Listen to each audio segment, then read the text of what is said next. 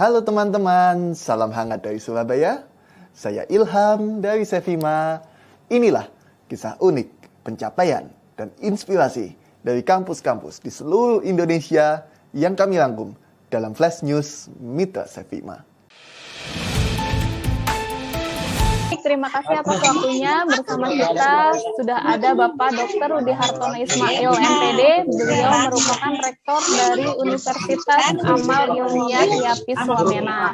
Nah, kali ini kita akan membahas mengenai penerimaan mahasiswa baru. Nah, sebelumnya Pak, kita mau tahu dulu nih Pak, terkait dengan sejarah singkat Universitas Amal Ilmiah Yapis Wamena ini Pak. Silakan Pak. Universitas Amal Ilmiah Yapis Wamena itu pada awalnya adalah Sekolah Tinggi Ilmu Administrasi. Itu surat izin operasionalnya itu pada tahun 1999. Nah, 4 tahun kemudian baru bisa operasional, yaitu pada tahun 2003. Karena berbanyak kondisi real yang ada di lapangan, sehingga kami tidak bisa menerima mahasiswa pada waktu mendapatkan SK dari Kemendikbud tahun 1999. Nah, awal mula penerimaan mahasiswa baru itu pada tahun 2003. Pada tahun 2003 itu mahasiswa baru kami membuka pendaftaran mahasiswa baru. Nah, alhamdulillah ya. Sekolah Tinggi Ilmu Administrasi pada awalnya ini di bawah Yayasan Pendidikan Islam atau YAPIS di Tanah Papua, cabang Kabupaten Jaya. Nah, ini setia itu berada di Kabupaten Jaya, yang saat ini insya Allah akan menjadi Provinsi Papua Pegunungan Tengah. Ya, jadi ada di sana. Nah, singkat cerita bahwa Setia berdiri pada tahun 99 dan mulai menerima mahasiswa baru pada tahun 2003 sebanyak kurang lebih 123 mahasiswa waktu itu, dengan 2 program studi, yaitu administrasi negara dan administrasi niaga D3.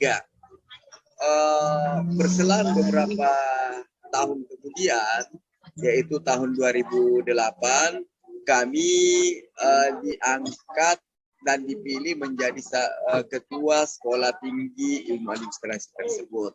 Ya. 2008 ini Setia mulai memberikan satu warna tersendiri, karena waktu itu akan ada namanya akreditasi waktu itu. Nah, alhamdulillah 2009 kita sudah melakukan akreditasi program studi, dan disitulah mulai mahasiswa kami berkembang. Setelah mendapatkan akreditasi, waktu itu kan hampir semua yang mendaftar pada pegawai negeri pada waktu itu yang ada di pemerintah di beberapa kabupaten yang ada di Papua, sehingga dari BKN itu mensyaratkan bahwa harus ijazahnya terakreditasi. Alhamdulillah disitulah baru kami melihat animo untuk mendaftar di sekolah tinggi waktu itu cukup banyak, ya bisa mencapai 300-an waktu itu. Jadi mengalami peningkatan yang signifikan. Nah, 2009 setelah diakreditasi, ya alhamdulillah memang sangat memberikan memberikan dampak positif lah ya di dalam penerimaan mahasiswa baru. Nah, oleh karena itu 2009 kami berpikir waktu itu kalau hanya 2 program studi, maka ini akan terbatas di dalam mahasiswanya. Sehingga kami 2010 waktu itu kami mencoba merubah kelembagaannya menjadi Sekolah Tinggi Ilmu Sosial dan Ilmu Politik. Alhamdulillah 2012 keluarlah izin operasional Sekolah Tinggi Ilmu Sosial dan Ilmu Politik dengan 4 program studi, ditambah ilmu pemerintahan dengan administrasi bisnis S1. Jadi ada 4 prodi setelah menjadi kelembagaan STISIP, Sekolah Tinggi Ilmu Sosial dan Ilmu Politik tersebut. Nah, dari situ mulai nampak lagi penerima mahasiswa baru yang cukup banyak. Mahasiswanya pendaftarnya kurang lebih sampai bisa 500-an pendaftaran. Ya.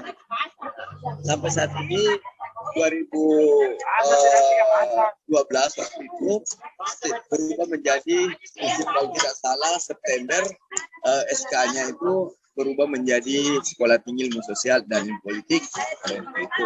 Dan mahasiswanya cukup lumayan waktu itu, lebih 1000-an ya. Jadi untuk mahasiswanya. Nah, 2012 sampai saat ini STISIP mengalami perkembangan yang cukup. Yang tadinya berkuliah di kampus 1 bersama dengan SMP, SMK di bawah naungan Yayasan Tingkat Islam di Tanah Papua. Dengan melihat kondisi seperti itu, 2010 sampai 2012 waktu itu kami pindahkan mahasiswa ke kampus 2 yang ada di STISIP.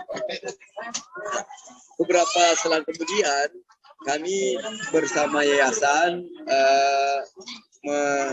berdiskusi untuk kira-kira kalau ke depan bagaimana pengembangan sumber daya manusia di Pegunungan Tengah. Ternyata hasil diskusi kami memberikan nuansa yang berbeda, bahwa sekolah tinggi sangat dibutuhkan di daerah pegunungan tersebut. Ya. Nah, akhirnya 2016 kami membentuk tim untuk melakukan kajian akademis, ya, sehingga 2017 baru kami mengusulkan untuk melakukan perubahan kelembagaan lagi. Nah, alhamdulillah 2020 Januari tanggal 30 berubah nomenklatur lagi menjadi Universitas Amal Ilmiah Yabis Wamena. Nah, dari Universitas Amal Ilmiah Yabis Wamena ini terdapat 8 program studi. Jadi ada 8 program studi, 1 vokasi yang baru kemarin kami mendapatkan SK vokasi sarjana terapan manajemen keuangan di sektor publik.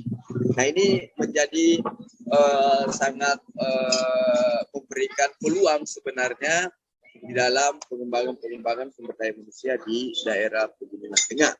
Nah, selang dari itu, jadi Universitas Amal Ilmiah Yabis Wamena ini telah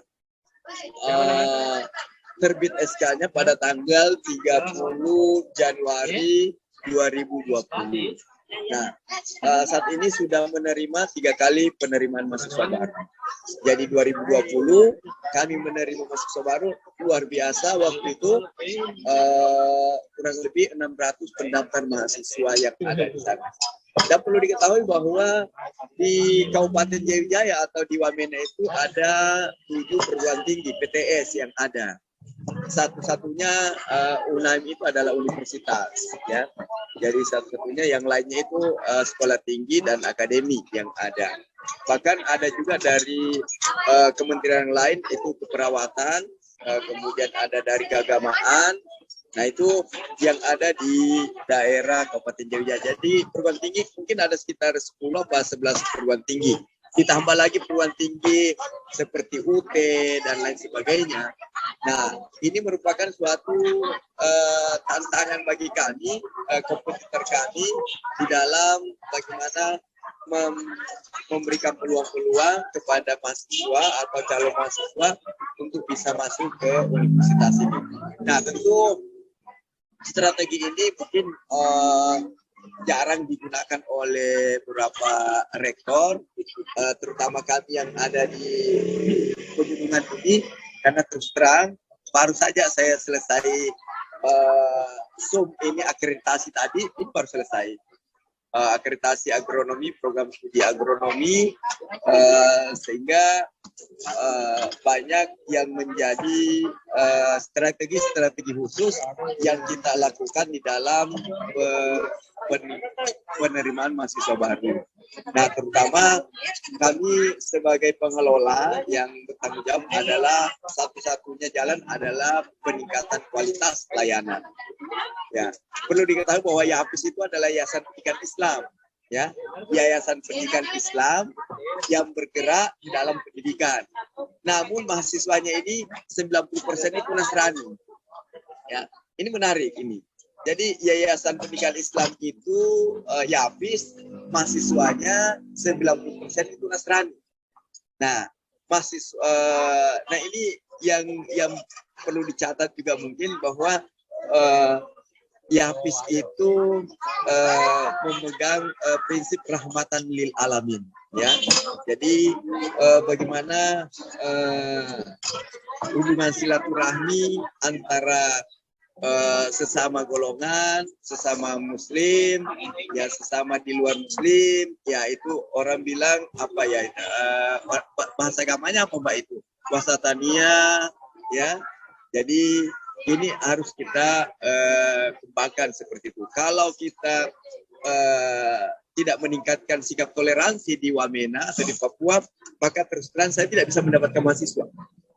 Ya, karena semua kompetitor saya 7 perguruan tinggi, ya cuma saya Yayasan Pendidikan Islam.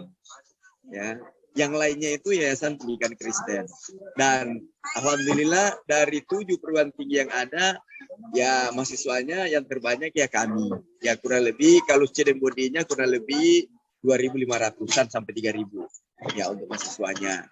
Nah, untuk saat ini penerimaan mahasiswa baru saat ini kami sudah kurang lebih 500 mahasiswa yang sudah mendaftar, yang pun registrasi. Ya, nah inilah yang dibuat pemetaan dalam penerimaan mahasiswa baru. Nah, kami juga di tenaga pengajar, tenaga pendidik, dan tenaga pendidikan, kami tidak melihat terlalu ekstrim bahwa yang boleh bekerja itu yang harus beragama Muslim, tidak. Ya, dosen pun banyak yang beragama Nasrani yang mengajar di kampus kami. Bahkan ada yang menjadi dekan, kaprodi. Ya, nah ini yang kami kembangkan di sana. Tidak melihat bahwa pendidikan itu harus orientasi keagamaan. Ya, nah inilah yang harus kita jauhkan dari situ. Nah kebetulan kemarin saya diundang di Jakarta menjadi DO training itu nilai-nilai kebangsaan ya oleh Lemhanas. Ya. Kemarin baru pulang kemarin. Ya kemarin ikut karena mungkin salah satu dilihat bahwa perguruan tinggi kami tidak sangat toleran, ya tidak intoleran dengan hal-hal yang lain, sehingga ini mungkin menyebabkan salah satu dari strategi yang kami kembangkan bahwa mahasiswa itu mau berkuliah di Universitas Amal Ilmiah Wamena. Nah ini juga salah satunya. Kemudian yang kedua tentu adalah pelayanan. Kami bersandar kepada Rasulullah, bahwa apa yang dicontohkan oleh Rasulullah adalah akhlak yang mulia. Bagaimana tutur kata yang harus disampaikan kepada stakeholder atau mahasiswa, bagaimana memberikan layanan, kepuasan itu, inilah yang kami kembangkan sehingga bisa diterima di tengah-tengah masyarakat yang kami sebenarnya adalah minoritas. Ya, kalau di Indonesia ya kan mayoritas kalau kita, tapi kalau di Papua kami adalah minoritas. Dan itu kami harus menyadari bahwa apa yang kami lakukan itu sebenarnya bukan menjadi persoalan yang terkait dengan bagaimana mendapatkan mahasiswa. Karena kita pahami bahwa saat ini PTS itu tergantung 80% kepada mahasiswa. Ketika PTS ingin bergerak maju, tentu harus banyak mahasiswa. Nah, ini akan sebanding antara mahasiswa dengan dosen. Ya, dosen yang ada tentu juga kami mempertimbangkan bukan saja mengejar mahasiswa, tapi bagaimana meningkatkan rasio mahasiswa dengan dosen. Nah, kalau mahasiswanya kurang lebih 2.000 lebih, jelas kalau kami di sosial itu kan 1/40, 1/45. Nah, ini juga kami punya strategi khusus bagaimana merekrut tenaga-tenaga dosen yang ada yang bisa ke Papua. Nah, tadi baru kami disampaikan oleh asesor ya bahwa memang kendala kami adalah sumber daya manusia, terutama linearitas daripada program studi yang ada di kampus kami. Nah, kebetulan tadi kampus kami mungkin ada 3 fakultas FISIP, itu ada 2 program studi, pemerintahan dan publik, kemudian ada fakultas sains teknologi, itu ada 3 program studi, ada agronomi, ada perencanaan wilayah kota, ada pengolahan sumber daya lahan.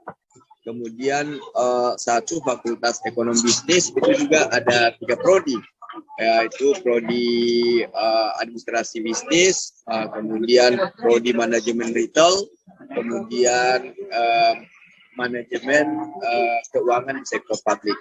Dan insya Allah mudah-mudahan tahun ini kami sementara bermohon ke kelembagaan mulai siaga untuk program magister manajemen yang kami sekarang ini. Nah, ini strategi juga yang kami gunakan bagaimana bisa mendapatkan penerima mahasiswa baru yang lebih kompetitif nanti. Tentu karena di kampus kita ya banyak pesaing-pesaing yang ada terutama ini UT. Ya, UT ini universitas terbuka yang paling terbanyak mahasiswanya di Indonesia kan. Ya, di tempat saya ya UT bergerilya di mana-mana gitu. Baik S1 maupun S2. Nah, tapi kami tidak boleh mengatakan itu tidak bisa dilakukan, tapi ini kita harus bersaing dengan sehat. Bersaing dengan sehat ya caranya adalah memperbaiki kualitas sistem proses pembelajaran, pengabdian kepada masyarakat dan penelitian-penelitian yang kita lakukan. Nah, saat ini kan bagaimana outcome kita bisa diterima di tengah-tengah masyarakat, sehingga outcome itulah menjadi barometer penilaian mahasiswa, calon mahasiswa. Oh, ternyata alumni-alumni dari UNAIM ini bisa berkompetisi di masyarakat, bisa berkompetisi di pemerintahan dan di dunia politik dan lain sebagainya. Nah, inilah yang menyebabkan banyak hal yang kami bisa dapatkan bahwa di Universitas Amal Ilmiah Samena, walaupun yayasan pendidikan Islam, ya namun yang kuliah itu bukan yang Islam, ya mayoritas 90% itu Nasrani, tapi kenapa bisa berkuliah di kampus kami? Nah, itulah yang kami pegang tadi, berapa contoh bagaimana SDM memberdayakan putra-putra Papua yang memiliki kemampuan, kami rekrut jadi dosen, kami rekrut tenaga kependidikan, ya sehingga teman-teman yang mungkin yang ada jadi ada namanya corporate culture gitu ya.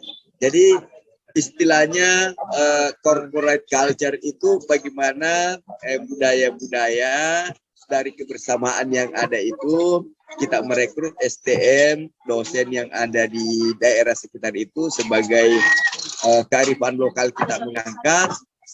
Dia sendiri nanti akan mempromosikan bahwa di APIS itu, di UNAIM itu tidak seperti yang kamu bayangkan seperti itu. Ayo kuliah di UNAIM. Nah, seperti itulah yang kita lakukan. Mungkin itu sedikit Mbak yang bisa saya ceritakan terkait dengan bagaimana strategi penerimaan mahasiswa baru, sehingga alhamdulillah saat ini student body kami mungkin sudah kurang lebih 3.000 mahasiswa yang ada, walaupun masih baru dan populasi penduduknya ya kita ketahui bahwa Wamena itu daerahnya sangat sulit untuk dijangkau karena harus menggunakan transportasi udara yang berada di daerah pegunungan, dan ini menjadi sebenarnya kekuatan bagi kami bahwa saat ini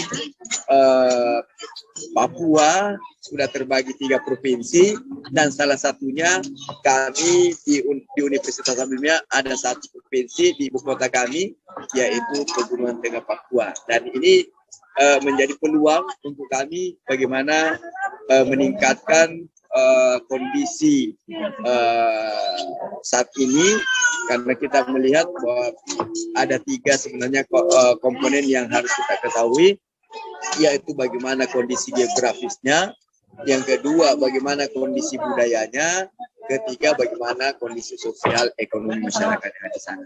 Inilah yang menjadi analisis saya di dalam mengembangkan Universitas Amal Ilmiah Kemenak, terutama di dalam aspek kemahasiswaan yang kita tekuni. Saya kira itu Mbak yang bisa saya jelaskan sedikit. Ya. Baik Pak, terima kasih banyak Pak. Cukup lengkap nih Pak penjelasannya. Sudah ada sejarah singkat, strategi. Dan, siap. Pak tadi disebutkan juga kan Pak, ada 500 yang sudah mendaftar. Kalau targetnya sendiri Pak, ada berapa banyak Pak? Kami kemarin menargetkan itu hanya 460. Ya, kenapa menargetkan sekian? Karena dosen itu kan harus diperhitungkan. Kalau menambah mahasiswa berarti kan harus menambah dosen. Nah, itu target maksimal 460. Tapi karena katanya sudah hampir mencapai 500-an, berarti kan ini sudah masih berakhir bulan Agustus nanti. Ya, karena biasanya kan PTS itu nanti PTN selesai baru PTS mendapatkan mahasiswa, Bu ya. Berarti sudah melebihi target ya Pak ya? Iya, alhamdulillah sudah melebihi target lah. Tapi nanti akan terus dibuka atau seperti apa Pak? Bagaimana Mbak? Akan terus dibuka atau seperti apa Pak? Ini kan kita kan menyeleksi Mbak. Jadi sistem saya itu begini Mbak. Jadi sistem penerimaan juga ada yang berbeda. Ada yang berbeda dari dalam karena kita melihat budaya masyarakat yang ada di Papua itu kan salah satu mungkin ya komitmen ya. Komitmen ini kan sulit untuk dipegang. Mungkin bukan saja Papua, kita sendiri saja mungkin. Kalau terlalu lama menunggu, komitmen itu kan biasanya hilang gitu. Contohnya mahasiswa saya itu kalau mendaftar, hari ini bisa ditentukan lulus Mbak. Ya, sistemnya apa? Ujiannya kami menggunakan ujian online. Jadi kami menggunakan komputer, sistem SKB komputer itu. Jadi kami punya aplikasi penerimaan mahasiswa baru, ujian. Jadi ada 3 tahapan. Jadi 3 tahapan ini, yang pertama tahapan administrasi, yang kedua tahapan tes tertulis dan yang wawancara, yang terakhir itu psikologinya. Kemudian yang mungkin berbeda di tempat lain, karena memang yang tadi yang saya bilang sesuai dengan kondisi geografis dan kondisi budaya yang harus kita mengangkat kearifan lokal yang ada di tempat kita. Tapi kita tidak menghilangkan masalah IT. IT ini kami sudah 4 tahun penerimaan mahasiswa baru menggunakan sistem komputerisasi secara online. Nah, ini yang kami gunakan. Jadi bagaimana kalau sudah mendaftar mahasiswa, calon mahasiswa mendaftar, itu langsung diikat Mbak. Diikat. Jadi langsung dibuatkan grup WA, langsung bagaimana layanan kita maksimalkan. Kalau ada seumpamanya yang kurang, kita tambahkan. Tapi tetap selektif Mbak. Ya. Artinya kualitas ini harus kita jaga. Jadi mungkin ya kalau di Jawa atau di daerah Indonesia Barat atau Tengah, ya kalau mahasiswa mungkin sudah bisa membaca dan menulis itu sudah nggak perlu diuji ya Mbak. Ya, tapi kalau di tempat saya membaca dan menulis itu harus diuji Mbak. Ya, karena beberapa yang kita temukan ada yang calon mahasiswa tidak bisa membaca gitu. Nah ini kan sangat ironi nih Mbak ya. Jadi sangat ironi. Kemudian kalau mungkin di luar ya itu biasa-biasa saja. Kalau mahasiswa ya pasti sudah bisa membaca dan sudah menulis. Tapi kalau di Papua, di tempat saya, ya khususnya di Pegunungan Tengah ini, masih banyak mahasiswa yang belum bisa secara membacanya itu lancar gitu ya, masih terbata-bata. Yang mengenal huruf ya mengenal huruf, tapi membacanya, nah inilah yang juga kami selektif dengan hal itu. Bagaimana kalau mahasiswa tidak bisa membaca, tentu tidak bisa diterima dong. Ya. Nah itulah yang harus kita juga lakukan tadi, mengangkat kearifan lokal yang berbeda dengan daerah lain. Ya, jadi walaupun bagaimana ada hal-hal yang tertentu yang kita harus perlihatkan. Kemudian ada juga bagaimana mengenalkan IT. Kalau dia tidak bisa menggunakan semuanya kan kita punya iPad di laboratorium.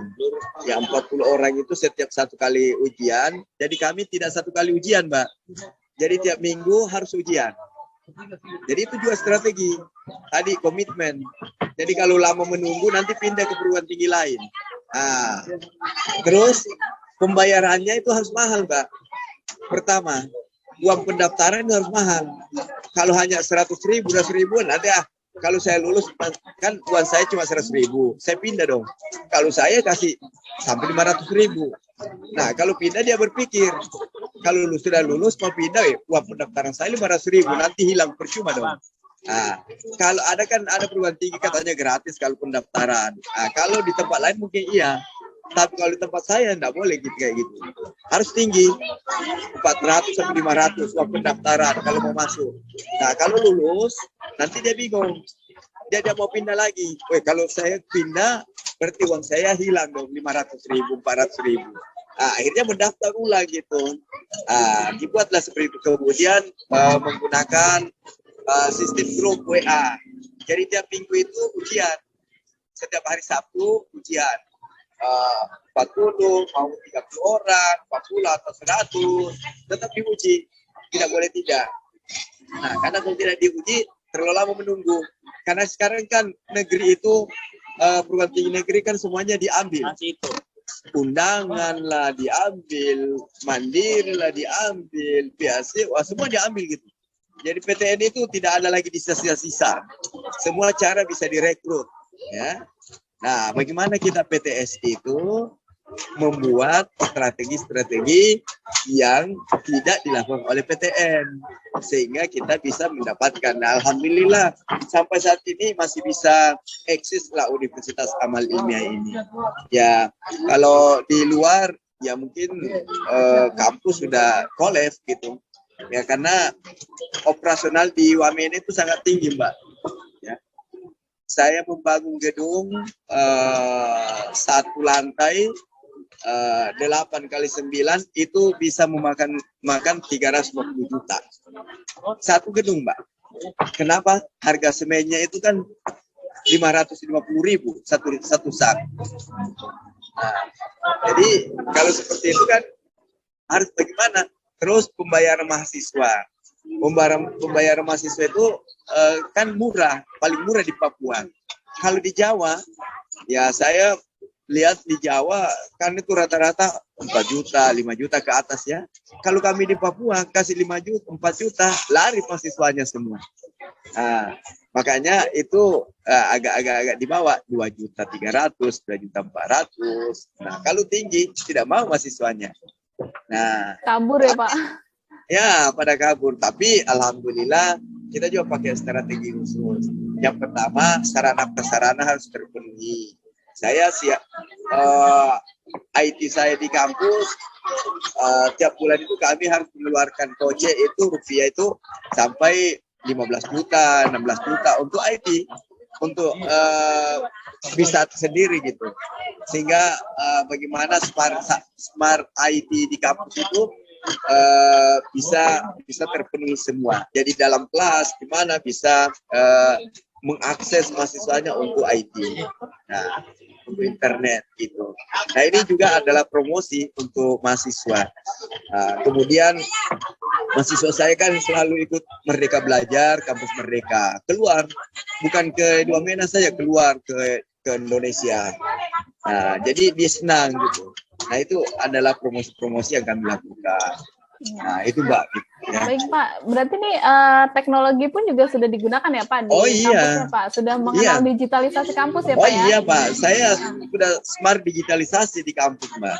Ya, mungkin di tempat lain kalau siakat ya, siakat saya dosen pun menyetor nilai itu lewat siakat, tidak lagi manual. Memberikan tugas pun bisa melalui YouTube lewat siakat. Mahasiswa pun melihat KRS, melihat nilai, tidak lagi menempel-menempel. Ya dilihat di internetnya itu, dilihat di Androidnya, atau masuk ke punya username semua untuk mahasiswanya. Nah, seperti mengembangkan itu. sendiri atau gimana Pak? Kita mengembangkan sendiri Mbak. Jadi mengembangkan sendiri, kemudian kan saya punya tim IT-nya ya alumni saya. Ya, jadi mengembangkan itu saya sejak 2010 saya sudah menggunakan siakat yang terintegrasi dengan PDDikti. Sampai saat ini feeder bahkan untuk PDDikti-nya kami seluruh Papua punya yang terbaik untuk universitas kami. Kemarin mendapatkan sertifikat bagaimana pelaporan PDDikti itu 100% Unaim tidak pernah ketinggalan. Nah itulah yang kami lakukan, digitalisasi. Jadi bagaimana mempromosikan saat ini walaupun harus kita mengeluarkan biaya yang cukup besar, kalau setiap bulan itu ya kurang lebih 15 juta. Nah, kemudian kami juga punya lab komputer, lab bahasa, bahkan dari Kementerian Kesehatan itu kami ditunjuk untuk biasa uji kompetensi di lab kami. Berarti memang sudah cukup banyak ya Pak digitalisasi yang dilakukan ya Pak ya? Alhamdulillah. Dan cukup diminati nih Pak sama mahasiswa yang ada di Wamena ya Pak ya? Iya, nah itu yang sekarang yang kami juga perjuangkan itu masalah beasiswa Mbak. Oh, baik. Jadi kalau semuanya ada KIP gitu ya Pak berarti? Oh ya dapat, saya paling banyak dapatnya KIP. Berapa kalau Pak? KIP kemarin lebih 100-an, ada 200. Oh banyak ya, iya banyak. Mana lagi yang apa ya dulu kemarin itu yang COVID itu apa namanya? Yang COVID. COVID apa ya Pak? Kuliah. Apa itu? Kan ada bidik misi ya. Iya Pak. Kan sekarang bidik misi kan itu menjadi KIPKA ya, Kartu Indonesia Pintar itu ya. Kemudian ada pembayaran yang satu kali terima 2.500.000 itu ya. Nah itu kemarin saya promosikan untuk itu LLDikti katakan siapa yang mau ya saya ambil. Saya dapat kemarin 450 orang. Oh banyak juga ya Pak. Ya itulah salah satu bentuk promosi bagaimana mahasiswa. Ya kalau kan membayar dapat beasiswa 450 orang mahasiswa dikali 2.500 kan saya nggak perlu nagih kan langsung masuk ke rekeningnya, nggak perlu bayar lagi. Satu semester kan bisa untung itu. Baik Pak. Salah satu bentuk promosi adalah beasiswa. Iya. Baik Pak, terima kasih banyak nih Pak. Kita sudah banyak, ngobrol Bu. banyak nih Pak. Informasinya cukup lengkap Bu. Pak yang diberikan Pak. Oke, baik Bu. Semoga semakin maju universitas. Amin. Amal ilmiah YAPIS Wamena ini Pak. Ya, dan semakin bersaing ya Pak dengan Alhamdulillah. yang lainnya Pak. Ya dengan kerjasama Sepima inilah setiap Sepima ada kegiatan saya diikutkan menjadi narasumber, menjadi peserta. Nah, itulah yang salah satu bentuk kepedulian kami di dalam memberikan layanan-layanan bahwa kita tidak boleh menganggap bahwa kita sudah maju dan lain sebagainya. Tetap kekurangan itu tetap ada dan kita selalu mengalami kekurangan-kekurangan. Karena yang terbaik itu adalah menyadari dirinya sendiri. Ya, kalau dirinya menganggap yang terhebat, nah itu tidak akan maju-maju. Iya Pak, baik Pak, terima kasih banyak nih Pak atas waktu dan kesempatannya. Salam hangat dari Surabaya ya Pak. Sama-sama Bu, salam semua sama Malik Ilham juga ya. Assalamualaikum warahmatullahi wabarakatuh. Waalaikumsalam warahmatullahi wabarakatuh.